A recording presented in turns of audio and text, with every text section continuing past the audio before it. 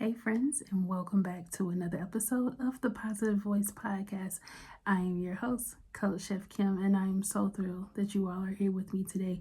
So, I want to talk to you guys about something that happened to me over the weekend, which is also why I'm a day late on this podcast episode, but it's okay. We're here, right?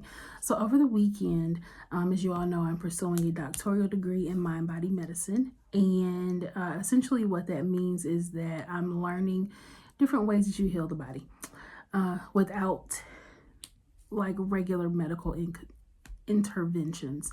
And so this weekend we were doing an integrative mindfulness workshop, and I learned so much, like so many things about mindfulness and meditation and how you incorporate it into your everyday life. And one of the things that I was really thinking about was how inspired I was becoming, because I am a multi hyphenate. What that means is I don't just do one thing, I do many things. So, Coach Chef Kim, that is my name for a reason. I am a mindset coach, but I'm also a chef. But I also have a master's degree in education, and I'm certified to be an event planner, and I've been to culinary school. I'm a pastry chef, right? I'm a multi hyphenate. I excel in multiple areas of life. And so, for many years, we have been fed this idea that we can only be one thing. You can be a doctor, you can be a lawyer, you can be a preacher, you can be a teacher, but you can only be one thing, as though there is no room for growth, as though there is no room for exploration, as though there is no room for you changing your mind, right? What I love about the program that I'm in is that it allows me to bring all of the pieces of me, all of the past versions of myself into one space to grow. And so, as we were talking about mindfulness being integrated into everyday practices, one of the things that came up was cooking. And some people cook because they love it, other people cook to eat. And for someone who is a chef who loves to be in the kitchen, who has taught people in the kitchen, right? Like, that's my happy place. That's a sanctuary for me. The idea that some people literally cook to live had never crossed my mind. The idea that there are people who do not find pleasure in cooking, they do not take joy in this. And I was like, what? Like, are y'all for real? And they were looking at me like I was crazy. And what I realized was I was in the minority of the people who were looking at creating culinary experiences. I was in the minority of thinking that that was a good thing. I was in the minority of being able to very easily come up with things like right off the top of my head that would make cooking on an everyday basis an experience. And so I was like, okay, this is a thing. This, not only is it a thing, but it's my thing, right? I'm friends with other chefs. I'm friends with other bakers and makers, and they aren't trying to teach people to be mindful in the kitchen. They're not trying to teach them to slow down.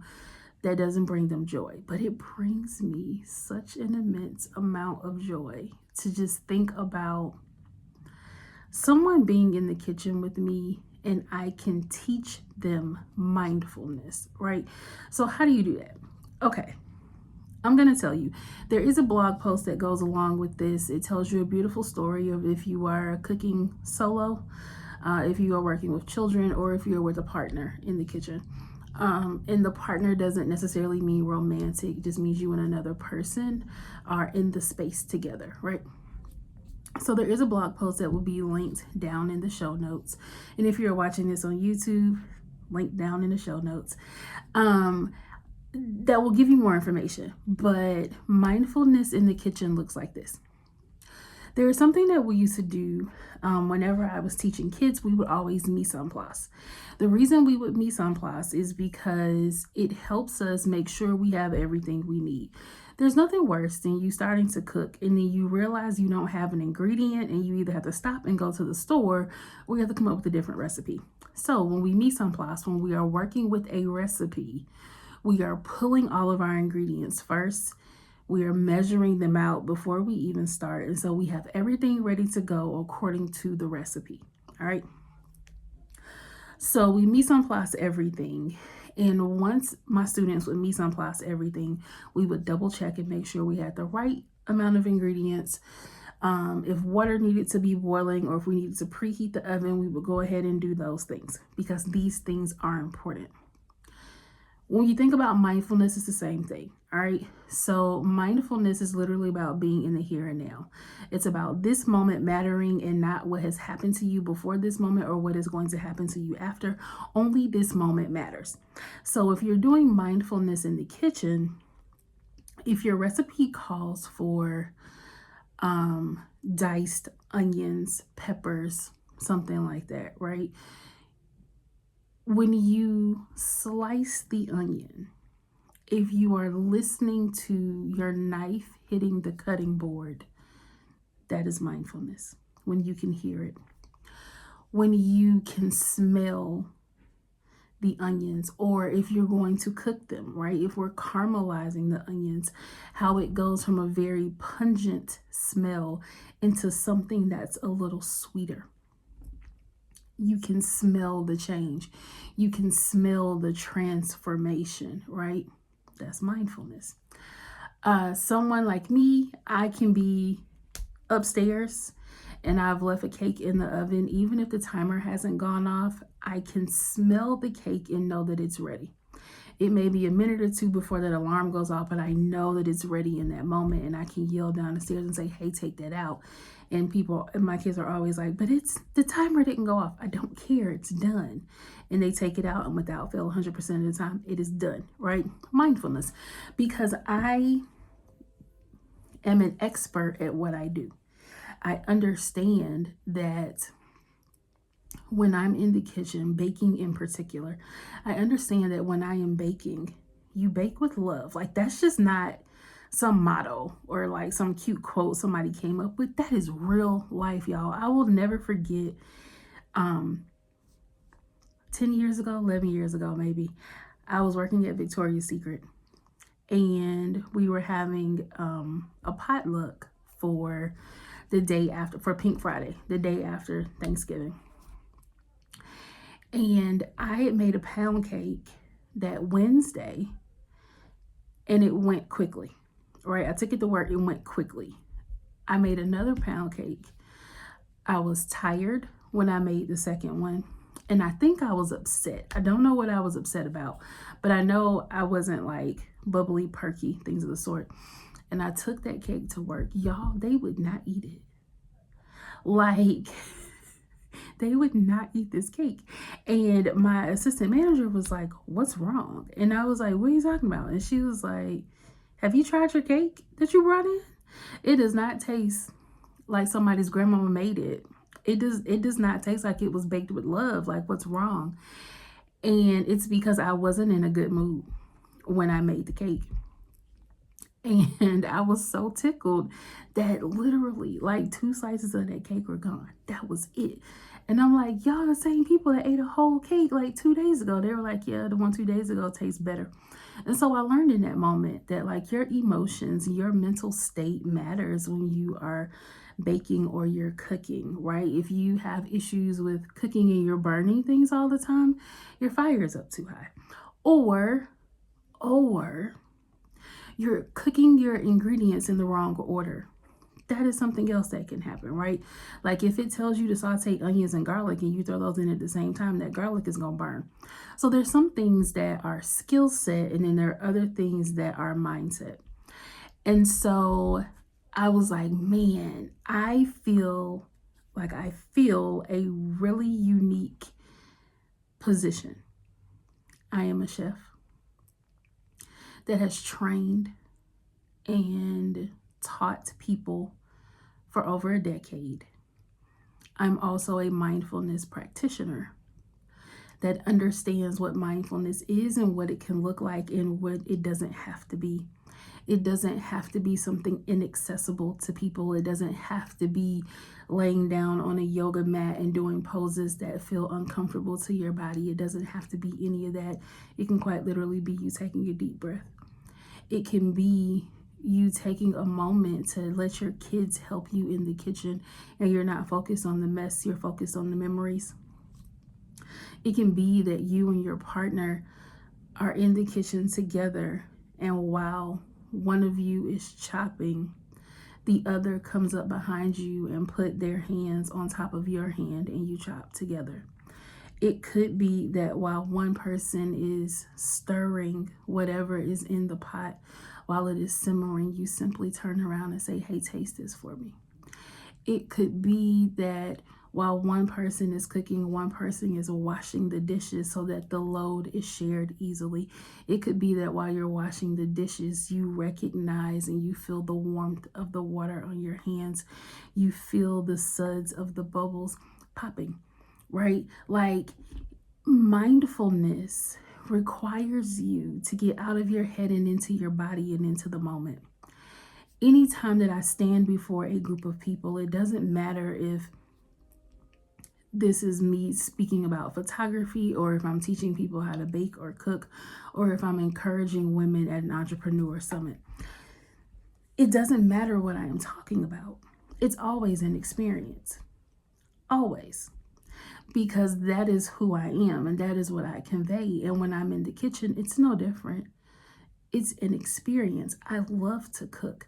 Some people absolutely hate cooking, and that breaks my heart for them. And I often wonder, do you hate cooking because you don't know how to enjoy it?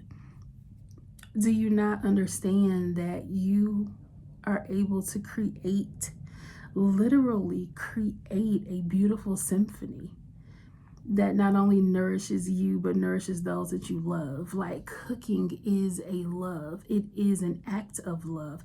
It is a sign of love. It is an opportunity to feel love, to be love, and express love. Cooking is more than just throwing things in a pot. It's understanding that mindfulness is an ingredient that is essential in every single moment of your life. Understanding that as humans, there are some things that we need. We need food in order to survive. We need mindfulness in order to thrive. And if you take a moment and really think about memories that have been made with your family, memories with you and your mother or your grandmother or your aunts or a daycare provider, someone who introduced you to food, who introduced you to cooking, who introduced you to baking. Think about how you feel when you smell a freshly baked chocolate chip cookie. You can't help but to smile. There are some things that are embedded in us that we understand that this signifies love. This signifies joy.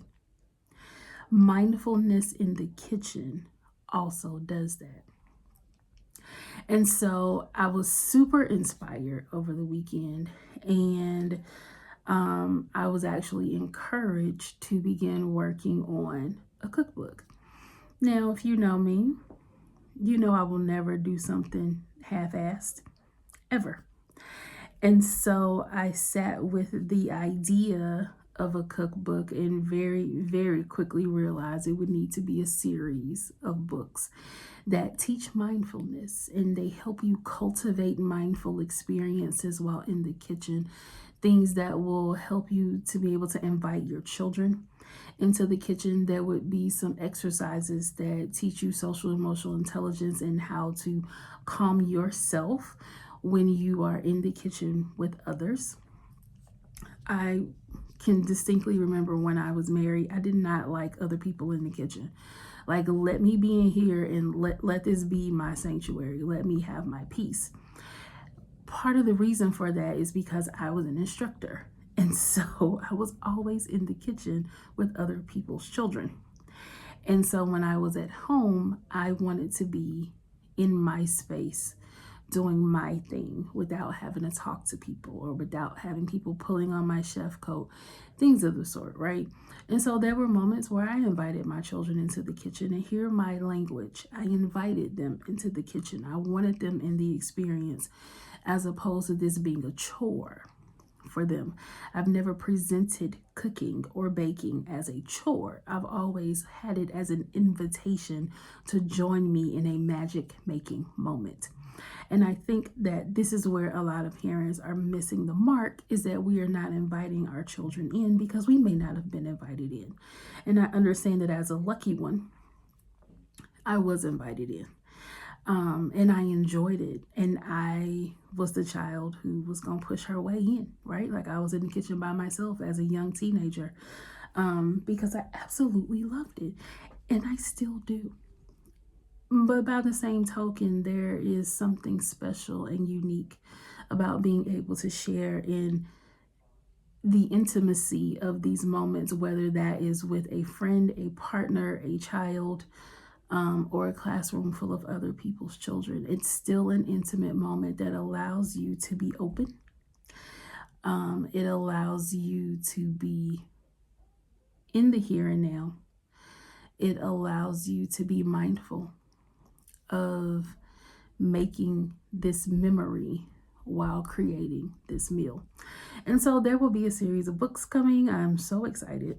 Even on my website, I have decided to start changing the way recipes are written on the site so that it helps you incorporate mindfulness, so that you can integrate this into your everyday life. So if that's something that you're interested in, then definitely make sure you are subscribed to our Foodie Fridays newsletter.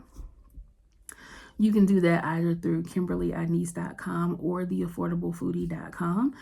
They both filter into the same newsletter where you can receive our Foodie Fridays newsletter, where we'll go more into detail on how you can incorporate mindfulness into your everyday life.